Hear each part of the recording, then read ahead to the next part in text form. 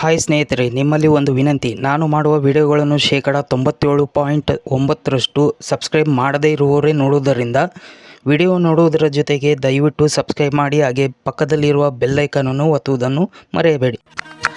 ಹೆಂಡತಿ ಈ ದಿನದ ಈ ಸಮಯದಲ್ಲಿ ಹೀಗೆ ಮಾಡಿದರೆ ಗಂಡನಿಗೆ ದುಡ್ಡು. ದುಡ್ಡಿಗೆ ಲಕ್ಷ್ಮಿ ಅಂತ ಕರಿತೀವಿ. ಆ ಲಕ್ಷ್ಮಿ ಮೈಲಿಗೆ ಆದಾಗ ದುಡ್ಡು ಬರುವುದಿಲ್ಲ, ಮನೆಯಲ್ಲಿ ಕೂಡ ಇರುವುದಿಲ್ಲ. ಪ್ರತಿದಿನ ಖರ್ಚು ಇರುತ್ತದೆ, ಜೊತೆಗೆ ಮನಸ್ತಾಪ, ಒತ್ತಡ ಕೂಡ ಇರುತ್ತದೆ. ವಿಷಯಕ್ಕೆ ಬಂದರೆ ಗಂಡ ಶನಿ ಆದರೆ ಹೆಂಡತಿ ಶುಕ್ರ ಅಂತ ಕರಿತೀವಿ. ಹೆಂಡತಿಯಾಗೇ ಇದ್ದರೆ ಮನೆಯಲ್ಲಿ ಶುಕ್ರ ಪಾಸಿಟಿವ್ ಆಗಿದ್ದಾನೆ ಅಂತ ಅರ್ಥ. ಶುಕ್ರ ಪಾಸಿಟಿವ್ ಆಗಿದ್ದಾನೆ ಅಂದರೆ ಮನೆಯಲ್ಲಿ ಖುಷಿ, ಪ್ರೀತಿ, ಸಂತತಿ, ಧನ, ದುಡ್ಡು ತಾನಾಗೆ ಬರುತ್ತದೆ.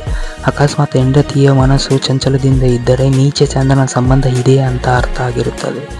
ವಿಷಯಕ್ಕೆ ಬಂದರೆ ಶುಕ್ರ ನೀರಿನ ಅಂಶ ಹೇಗೋ ಹಾಗೆ ಚಂದ್ರ ಕೂಡ ನೀರಿನ ಅಂಶವೇ ಆಗಿರುತ್ತದೆ. ಶುಕ್ರ ಹೋರೆ ಸಮಯದಲ್ಲಿ ಹೆಂಡತಿ ಮನೆ ಆಚೆ ಒಂದು ಬಿಂದಿಗೆಯಲ್ಲಿ ಶುದ್ಧವಾದ ನೀರನ್ನು ತೆಗೆದುಕೊಂಡು ಮನೆಯ ಒಳಗಡೆ ಬಂದು ಪೂರ್ವ ದಿಕ್ಕಿನಲ್ಲಿ ಇಟ್ಟು ಪೂಜಿಸಬೇಕು. ಜೊತೆಗೆ ಓಂ ಜಲಂ ಶುಕ್ರಾಯ ನಮಃ ಅಂತ 24 ಬಾರಿ ಮಂತ್ರ ಪಠಣೆ ಮಾಡಬೇಕು. ಜೊತೆಗೆ ತನ್ನ ಕೈಯಾರೆ ತನ್ನ ಗಂಡನಿಗೆ ಪೂಜಿಸಿದ ನೀರನ್ನು ಕುಡಿಸಬೇಕು.